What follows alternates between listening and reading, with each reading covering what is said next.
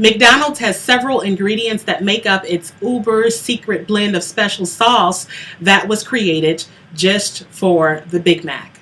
The same basic core ingredients, however, are shared by every other burger joint that create their own unique hamburger topping. Everyone has their own special sauce. But no matter the fast food chain, you can be sure that the blend is going to include the same things. It's going to include mayonnaise. It's going to have vinegar in it and a little bit of salt and probably some sugar. Likewise, your lead conversion strategy has several basic core ingredients. Along the way, you're going to add your own spices and you're going to create your own special blend, but there are three principal ingredients or rules of thumb that every conversion strategy should use to be successful. In today's video, I want to introduce you to these three rules and discuss: 1, the authenticity above perfection rule; 2, the give to get rule; and 3, what we call the yes, yes rule. Josh Rushkin said, "No good work, whatever, can be perfect.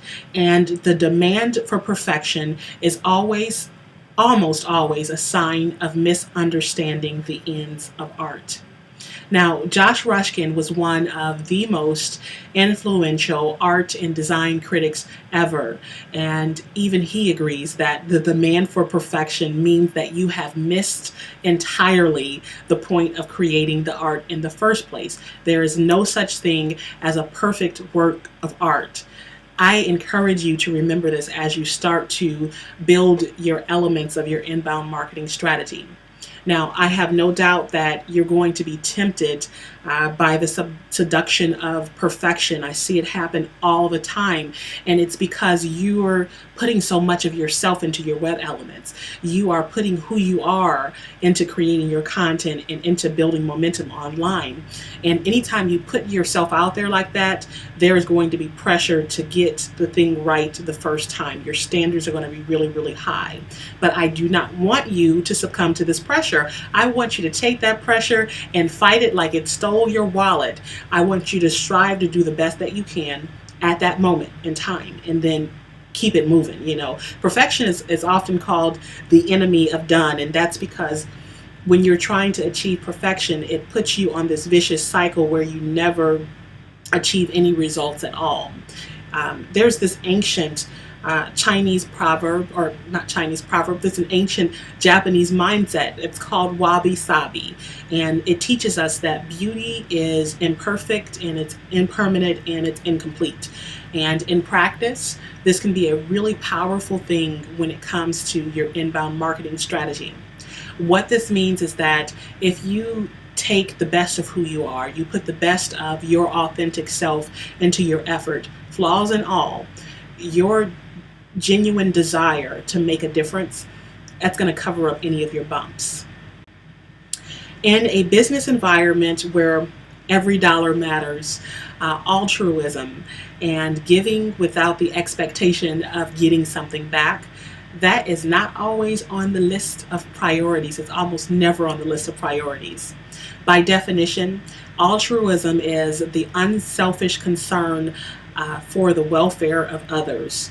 I just wanted to make sure I had that right. The unselfish concern of the welfare of others. And as counterintuitive as that sounds, giving to get something is exactly what makes inbound marketing successful. Think about that special offer that we talked about, the special offer that you're going to give as a part of your conversion efforts, whether it's an ebook or a webinar or a white paper. That is not about you. The content of it is about your customers. You're going to give them something that's going to help them, and you are not going to expect a thing in return because you are giving unselfishly. What happens is that karma, the universe, whatever you want to call it, it's going to reward you handsomely. First of all, creating something that's centered around your customers' needs shows them that not only do you want to help them, but also that you understand them. You understand their problems and their challenges and their needs. We used the example of Avatar earlier because it helps you see them at a deeper level. And it also helps you educate them on their unrecognized needs or wants. And that goes a long way when it comes to breaking through their barriers and earning their loyalty. The second thing that Giving to Get does is when you give in the right spirit, it's going to make you a competitive force that's unstoppable.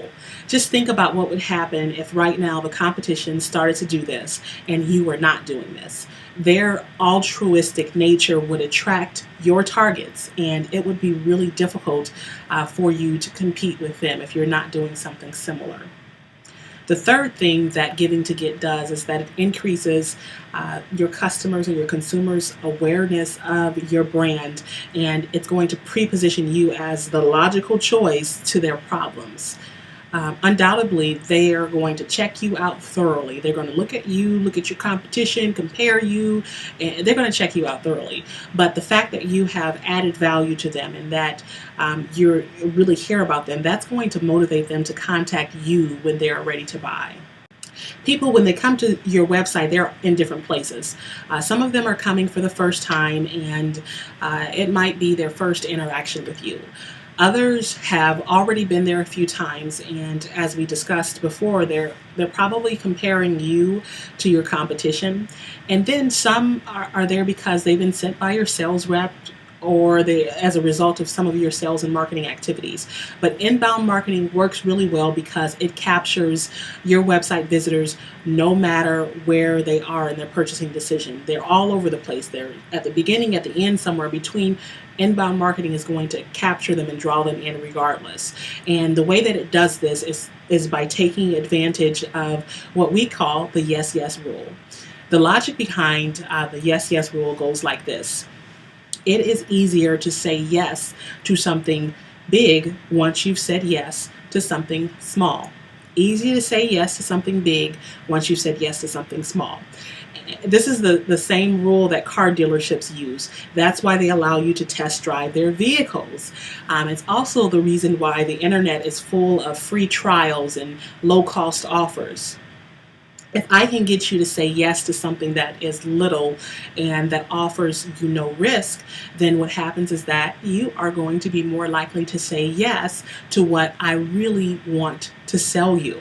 So little yes, big yes. Little yes before the big yes. That is the power of yes, yes.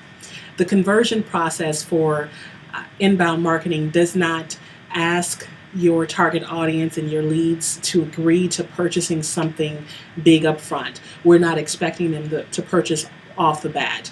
Instead, it allows them to say yes to a very small little offer, which opens up the door and which helps you stay in front of them as you kind of softly escort them and move them throughout the buying process.